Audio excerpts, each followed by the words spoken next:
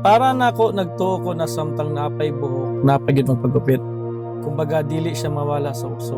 Ginakahiligan pud nako sa una, ani lang akong buhok pero isa lang akong barbero. Since high school hangtod ni graduate ug college. Karon ginegosyo na gyud nako. Abi sa uban na nakinegosyo, okay na imong kahimtang. Wala sila kabalo, daghan kog sleepless nights nga ako nagian. Grabe pud ang kulba. Di ka katulog. Maka-stress nga plano halos maapektuhan imong health. Ay, dili day maapektuhan. Maka-apekto gyud.